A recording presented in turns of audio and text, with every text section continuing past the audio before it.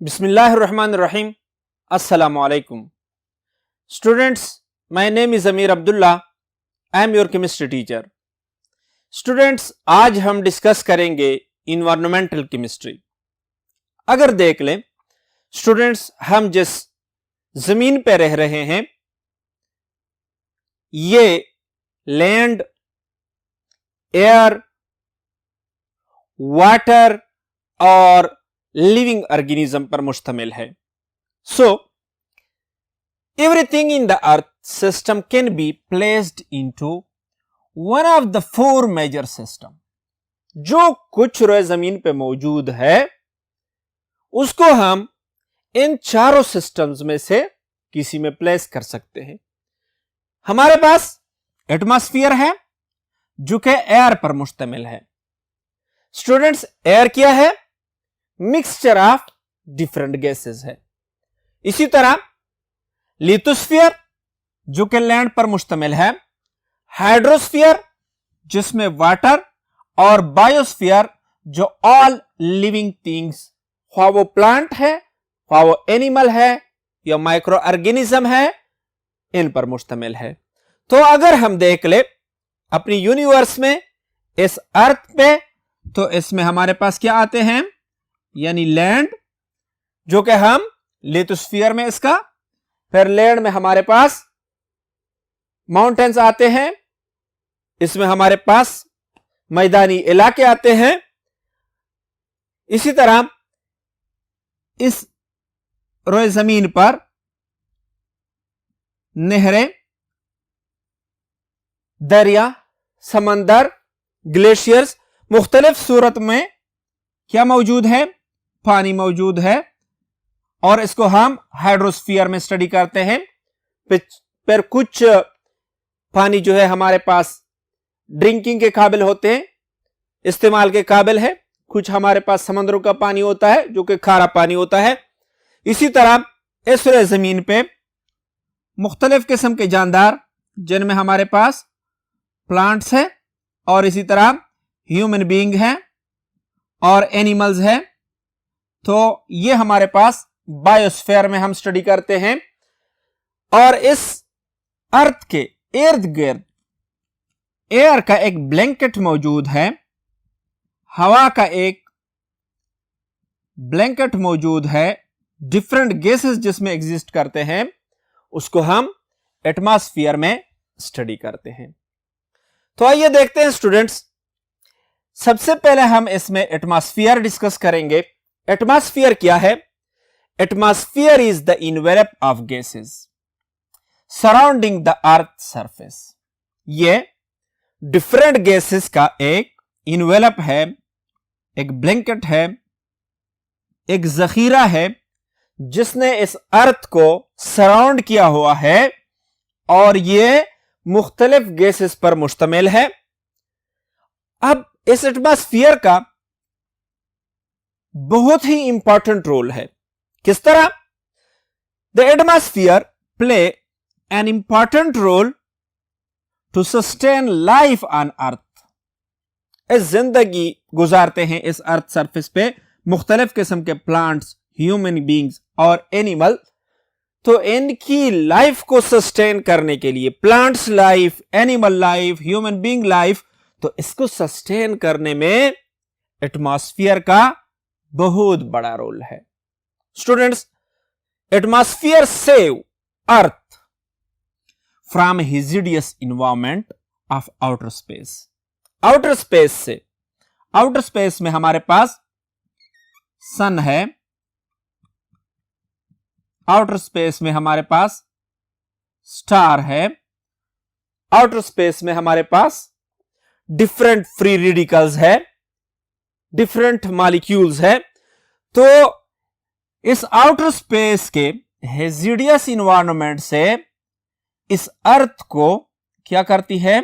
महफूज रखती है। इसी सन से, इसी आउटर स्पेस से हमारे पास डिफरेंट किस्म के कॉस्मिक रेज आते हैं। तो ये कॉस्मिक रेज और डिफरेंट रेडिएशन, हार्मफुल रेडिएशन जिस तरह के गामा रेज, ये जब आउटर स्पेस से आते हैं तो इसी एटमॉस्फेयर के डिफरेंट पार्ट्स में एब्जॉर्ब हो जाती है और ये एटमॉस्फेयर जो है ये एज ए प्रोटेक्टिव लेयर इस अर्थ पर लाइफ को सस्टेन करने में मदद देती है, एक प्रोटेक्टिव लेयर का काम करती है जिस पर से यहां आउटर स्पेस से आने वाले different cosmic rays, harmful radiation जो है इनको एब्जॉर्ब करते हैं। इसी तरह ये atmosphere maintain the heat balance of the earth. इसी अर्थ पर हीट बैलेंस को मेंटेन करने में भी एटमॉस्फेयर का बड़ा रोल है। स्टूडेंट्स, आपने देखा होगा मैदानी इलाकों में गर्मियों में हवा बहुत गर्म हो जाती है। यह गर्म हवा ऊपर को उठती है और एयर प्रेशर कम हो जाता है, जिसके नतीजे में पोलर रीजन से जो कि कंपैरेटिवली कोल्ड होते हैं उन रीजन से एयर जो है इस वीकेंड स्पेस को कवर करने के लिए आती है। जब कोल्ड एयर आना शुरू हो जाती है तो यो अर्थ पर हीट बैलेंस हो जाता है, यानी ये एटमॉस्फेयर और इसमें मौजूद गैसेस जो है ये मेंटेन रखती है heat balance on earth surface. तो स्टूडेंट्स, एटमॉस्फेयर एक्चुअली क्या है? It is the envelope of gases. क्या है? इनवेलप ऑफ गैसेस है जिसने अर्थ सरफेस को सराउंड किया हुआ है और इसका बहुत ही इंपॉर्टेंट सिग्निफिकेंट रोल है किस चीज में? अर्थ पर लाइफ को सस्टेन करने में। स्टूडेंट्स, इसी एटमॉस्फेयर को हम डिफरेंट पार्ट्स में डिवाइड करते हैं जिसको हम ट्रोपोस्फियर, स्ट्रेटोस्फियर, मेसोस्फियर, थर्मोस्फियर और एक्सोस्फियर कहते हैं। स्टूडेंट्स, इनमें हम chemistry of troposphere, stratosphere, mesosphere और थर्मोस्फियर एक्सप्लेन करते हैं आप लोगों के कोर्स के मुताबिक, सिलेबस के मुताबिक। स्टूडेंट्स देखो, अर्थ सरफेस के सबसे करीब जो स्फीयर है उसको हम क्या कहते हैं? उसको हम ट्रोपोस्फियर कहते हैं और यह ट्रोपोस्फियर अर्थ सरफेस से लेकर 11 किलोमीटर तक फैली हुई है। इसकी अगर हम केमिकल कंपोजिशन देखें तो इसमें हमारे पास oxygen, nitrogen, carbon dioxide, water vapour और डस्ट पार्टिकल्स मौजूद होते हैं। स्टूडेंट्स, एटमॉस्फेयर का यह सबसे ज्यादा हंगामा खेज स्फीयर है क्योंकि यहां पर जितने भी लिविंग ऑर्गेनिजम्स है, जितने भी प्लांट्स हैं, वो इसी स्फीयर में रहते हैं और पूरी लाइफ की जो चमक दमक है, जो रौनक है, वो इसी स्फीयर में मौजूद है क्योंकि इसमें लिविंग ऑर्गेनिज्म रहते हैं। इसमें लिविंग ऑर्गेनिज्म अपनी जिंदगी गुजारते हैं, लोकोमोशन करते हैं, मुख्तलिफ किस्म की प्रोसेसेस जो है, लाइफ प्रोसेसेस, वो अर्थ सरफेस पर इसी ट्रोपोस्फियर में होती है। इसलिए ये सबसे ज्यादा हंगामा खेज स्फीयर है। नेक्स्ट हमारे पास स्ट्रेटोस्फियर है जो कि 11 किलोमीटर से लेकर 50 किलोमीटर के हिस्से तक अर्थ सरफेस के इर्द गिर्द फैला हुआ है और इसी में ओजोन मौजूद है जो कि एक प्रोटेक्टिव लेयर का काम करता है। हम जब आसमान की तरफ देखते हैं हमें आसमान नीला नजर आता है, एक्चुअली ओजोन लेयर की वजह से हमें क्या नजर आता है?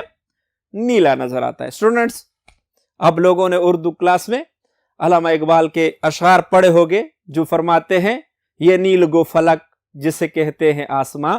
तो ये नील गो फलक जो है एक्चुअली O3 लेयर है। क्या है? O3 लेयर, यानी स्ट्रेटोस्फीयर में ओजोन, इसके अलावा नाइट्रोजन और ऑक्सीजन के मॉलिक्यूल भी मौजूद होते हैं। स्ट्रेटोस्फीयर 50 किलोमीटर के फासले तक, यानी अर्थ सरफेस से 50 किलोमीटर के फासले तक फैला हुआ है। इससे आगे हमारे पास यानी 50 किलोमीटर से लेकर 85 किलोमीटर तक जो स्फेयर है उसको हम क्या कहते हैं, मेसोस्फेयर कहते हैं। और मेसोस्फेयर में हमारे पास मॉलिक्यूलर आयंस मौजूद होते हैं। इसके आगे जो है हमारे पास यानी 85 किलोमीटर से लेकर 500 किलोमीटर तक हमारे पास थर्मोस्फेयर मौजूद है। और थर्मोस्फेयर में मुख्तलिफ किस्म के आयंस, मुख्तलिफ किस्म के फ्री रेडिकल्स, मुख्तलिफ किस्म के मॉलिक्यूलर आयंस मौजूद होते हैं। स्टूडेंट्स, आइए देखते हैं chemistry of different spheres. Next board पे जाते हैं। स्टूडेंट्स, जिस तरह हमने पढ़ा कि एटमॉस्फेयर डिफरेंट स्फीयर्स पर मुश्तमिल है, जिसमें हमारे पास ट्रोपोस्फेयर, स्ट्रेटोस्फेयर, मेसोस्फेयर और थर्मोस्फेयर पर मुश्तमिल है। तो हम देखते हैं, देखो अर्थ सरफेस से कितने खित्ते तक, कितने फासले तक ट्रोपोस्फेयर मौजूद है, यानी 0 किलोमीटर से लेकर 11 किलोमीटर तक। कहने का मतलब यह है 0 किलोमीटर मतलब हमारे पास अर्थ सरफेस से लेकर 11 किलोमीटर तक ट्रोपोस्फियर मौजूद है। जिस तरह हमने पढ़ा कि ट्रोपोस्फियर सबसे ज्यादा हंगामाखेज स्फेयर है, लिविंग ऑर्गेनिज्म इसी स्फेयर में रहते हैं।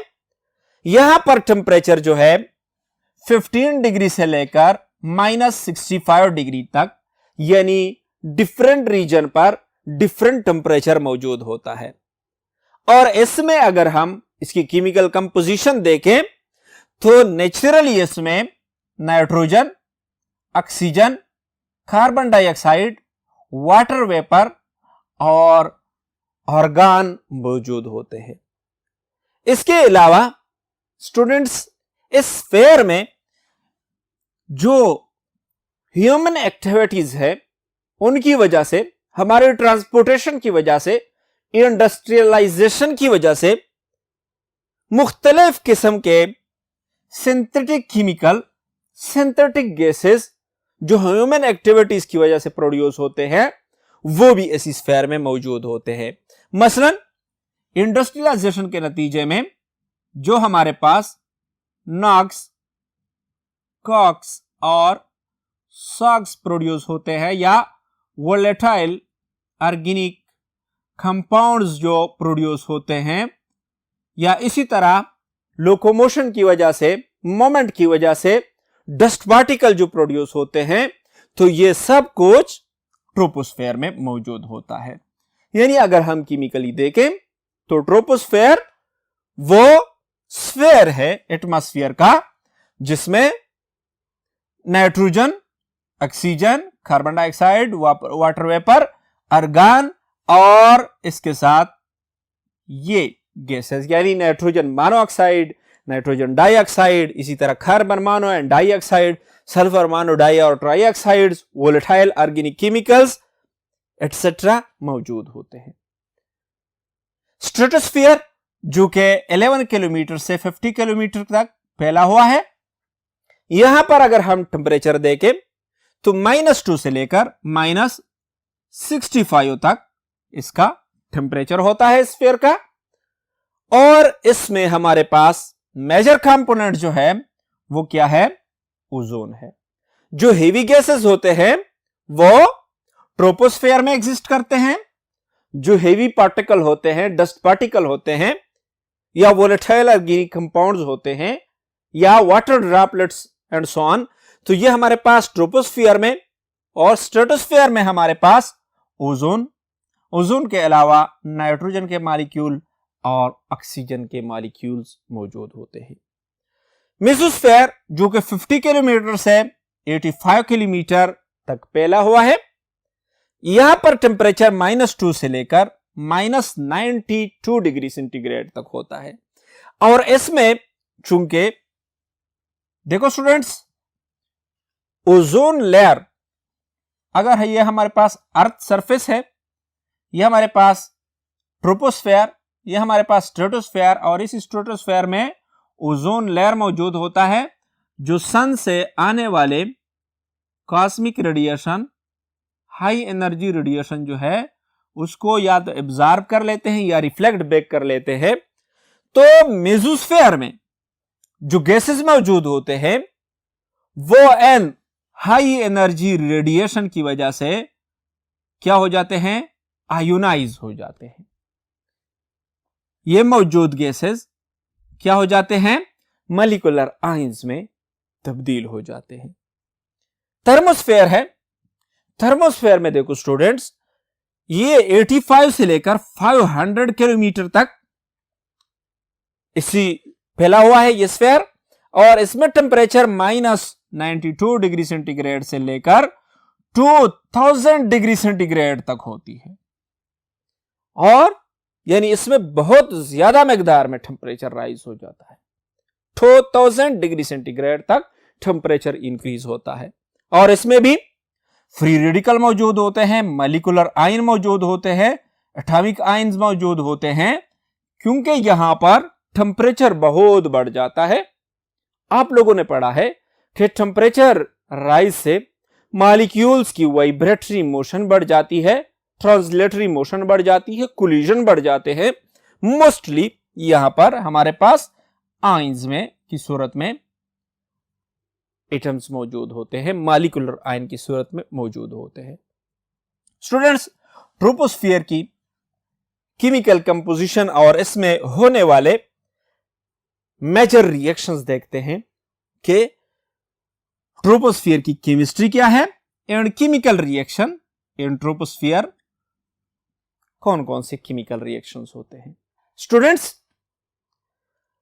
मेन केमिकल स्पीशीज जिस तरह अभी हमने डिस्कस किया कि ट्रोपोस्फेयर में मेन केमिकल स्पीशीज कौन कौन से होते हैं, नाइट्रोजन है, ऑक्सीजन, वाटर वेपर, ओजोन और कार्बन डाइऑक्साइड, ये मेजर कंपोनेंट्स है ट्रोपोस्फियर के। स्टूडेंट्स, इसके अलावा इंट्रोड्यूस गैसेस जो है यानी ह्यूमन एक्टिविटीज की वजह से या वोल्केनोज की वजह से या अदर एक्टिविटीज की वजह से जो गैसेस इंट्रोड्यूस होते हैं उनमें नाइट्रोजन के मानो और डाइऑक्साइड, कार्बन के मानो डाइऑक्साइड, सल्फर के मानो ट्राइऑक्साइड और वोलेटाइल ऑर्गेनिक कंपाउंड्स पर मुश्तमिल है। तो ये ऑर्गेनिक और इनऑर्गेनिक गैसेस मॉलिक्यूल्स इस स्फीयर में मौजूद होते हैं। अब हम देखते हैं कि फिर यहां पर कौन कौन से केमिकल रिएक्शंस क्या होते हैं, वो कोपजीर होते हैं। The NOx, COx and SOx are responsible for acid rain. यहां पर नाइट्रोजन, कार्बन और सल्फर के ऑक्साइड्स के जो रिएक्शन होते हैं वो इस स्फीयर में एसिड रेन के लिए रिस्पॉन्सिबल होते हैं। इस तरह हमारे पास नाइट्रोजन डाइऑक्साइड वाटर वेपर के साथ ऑक्सीजन की मौजूदगी में HNO3 बनाते हैं। इसी तरह सल्फर डाइऑक्साइड वाटर वेपर के साथ ऑक्सीजन की मौजूदगी में प्रोड्यूस करते हैं सल्फ्यूरिक एसिड, और यह सल्फ्यूरिक एसिड या नाइट्रिक एसिड वाटर में डिजॉल्व होकर जो हमारे पास रेन की सूरत में जो वाटर आती है अर्थ सरफेस पे, तो इसका पीएच क्या कर देते हैं, इसका पीएच लो कर देते हैं, डिक्रीज कर देते हैं। स्टूडेंट, हमें पता है कि प्योर वाटर जो है उसका पीएच कितना होता है, 7। अब नाइट्रिक एसिड या सल्फ्यूरिक एसिड की वजह से क्या प्रोड्यूस होते हैं, देखो हमने पढ़ा है कि एसिड वो सब्सटेंसेस है जो एक्वस सॉल्यूशन में क्या देते हैं, प्रोटॉन,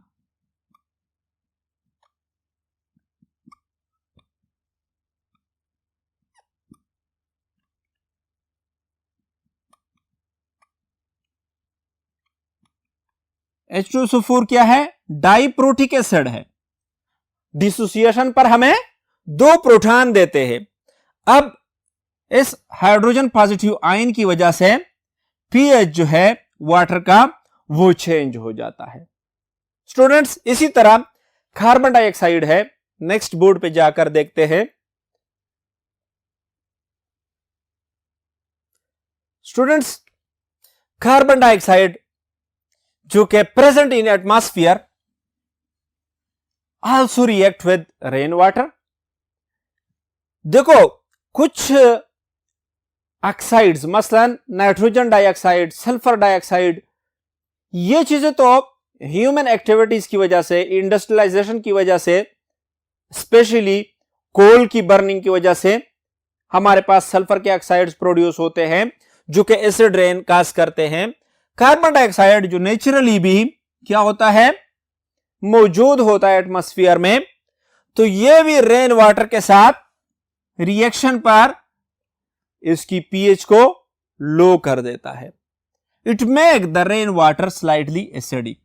कार्बन डाइऑक्साइड जब वाटर में डिसॉल्व होता है तो क्या बनाते हैं?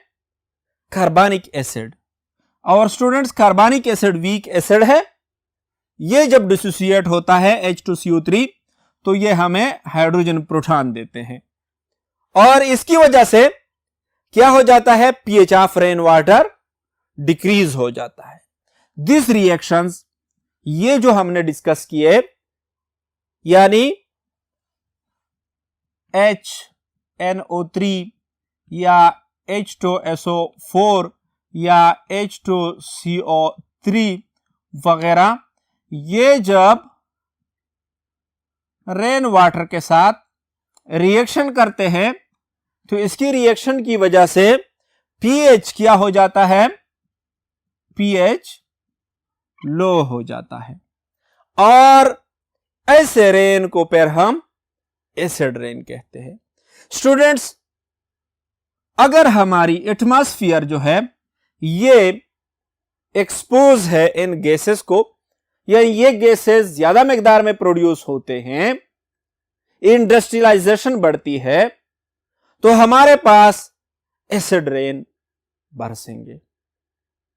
ये गैसेस रिस्पॉन्सिबल होते हैं क्योंकि ये ऑनवर्ड एसिड प्रोड्यूस करते हैं वाटर वेपर के साथ, तो एसिड रेन प्रोड्यूस करते हैं। और एसिड रेन्स जो है स्टूडेंट्स, ये कंटेमिनेट्स ड्रिंकिंग वाटर। ये एक पोल्यूशन है, टाइप ऑफ पोल्यूशन है जो कि हमारी ड्रिंकिंग वाटर को कंटेमिनेट कर देते हैं। ड्रिंकिंग वाटर का पीएच चेंज करके इसको पीने के काबिल नहीं रहने देते। इसी तरह प्लांट्स लाइफ को भी इफेक्ट करते हैं और एनिमल लाइफ और स्पेशली एक्वेटिक लाइफ, यानी एक्वेटिक प्लांट्स और एनिमल को इफेक्ट करते हैं। स्टूडेंट्स, आप लोग बायोकेमिस्ट्री में पढ़ चुके हैं कि पीएच लाइफ एक्टिविटीज में चेंज ऑफ पीएच मुख्तलिफ किस्म के केमिकल रिएक्शंस को, इंजाइमेटिक रिएक्शंस को क्या करते हैं? इफेक्ट करते हैं। जब हम पीएच चेंज करते हैं तो चेंज ऑफ पीएच की वजह से मुख्तलिफ किस्म के इंजाइमेटिक रिएक्शन, मुख्तलिफ किस्म के बायोकेमिकल रिएक्शंस जो है वो इफेक्ट होते हैं।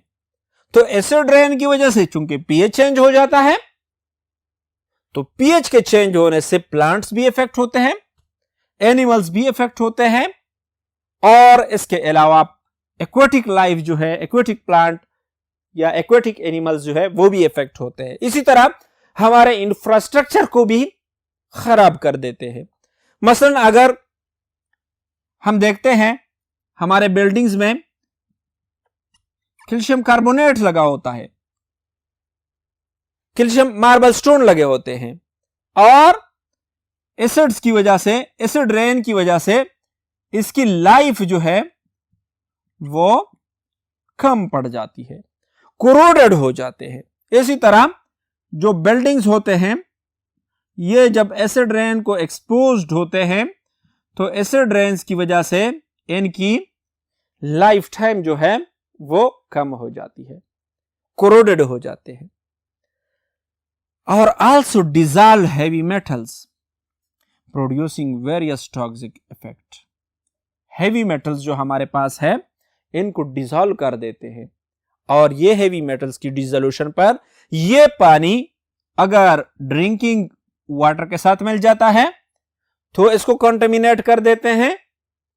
इसी तरह अगर ये टॉक्सिक वाटर जिसमें हेवी मेटल डिसॉल्व्ड है समुद्रों में चला जाता है तो एक्वेटिक लाइफ को इफेक्ट करते हैं। स्टूडेंट्स, इसके अलावा लाइटनिंग इन एयर खास द फॉलोइंग रिएक्शन। हमारे पास जब एटमॉस्फेयर में लाइटनिंग होती है तो लाइटनिंग की वजह से हमारे पास एटमॉस्फेयर में मौजूद नाइट्रोजन और ऑक्सीजन के दरमियान रिएक्शन होकर नाइट्रोजन मोनोऑक्साइड बनता है। इसी तरह पार्शियल कंबस्टन जब हाइड्रोकार्बन की होती है तो it produce what? Carbon monoxide. यानी हाइड्रोकार्बन की लिमिटेड ऑक्सीजन की मौजूदगी में जब कंबस्टन होती है तो कार्बन मोनोऑक्साइड प्रोड्यूस होता है। तो स्टूडेंट्स, हम डिस्कस कर रहे थे ट्रोपोस्फियर में मौजूद गैसेस और इन गैसेस की केमिकल रिएक्शंस। तो स्टूडेंट्स, आज के लेक्चर में हमने क्या क्या चीजें डिस्कस की। स्टार्ट में हमने पढ़ा कि जिस अर्थ पर हम रह रहे हैं इसमें 4 मेजर स्फीयर्स मौजूद है, डिफरेंट 4 बड़े सिस्टम मौजूद हैं जो कि एटमॉस्फेयर जो एयर से रिलेटेड है, लिथोस्फीयर जो लैंड से रिलेटेड है, हाइड्रोस्फीयर जो वाटर के साथ रिलेटेड है, और हमारे पास 4th टाइप क्या है? बायोस्फीयर, जिसमें हम लिविंग ऑर्गेनिज्म यानी प्लांट और एनिमल स्टडी करते हैं। और फिर चूंकि इस चैप्टर में हमारा फोकस मेनली एटमॉस्फेयर और हाइड्रोस्फीयर पे होगा, तो हम पहले एटमॉस्फेयर डिस्कस करते हैं और फिर एटमॉस्फेयर में जो इन्वायरमेंटल प्रॉब्लम होंगे उनको हम डिस्कस करेंगे। तो एटमॉस्फेयर को हमने स्टडी किया कि इसको हम ट्रोपोस्फियर, स्ट्रेटोस्फियर, मेसोस्फियर और थर्मोस्फियर में डिवाइड करते हैं। और फिर हमने स्ट्रेटोस्फियर के केमिकल कॉम्बिनेशन को डिस्कस किया कि केमिकली इनमें कौन कौन से गैसेस मौजूद होते हैं और यहां पर कौन कौन से केमिकल रिएक्शंस होते हैं और इन केमिकल रिएक्शंस के क्या क्या इफेक्ट होते हैं प्लांट्स पे या एनिमल पे या ह्यूमन लाइफ पे। स्टूडेंट्स, आज के लिए इतना काफी था। नेक्स्ट लेक्चर में मिलते हैं। अल्लाह हाफिज।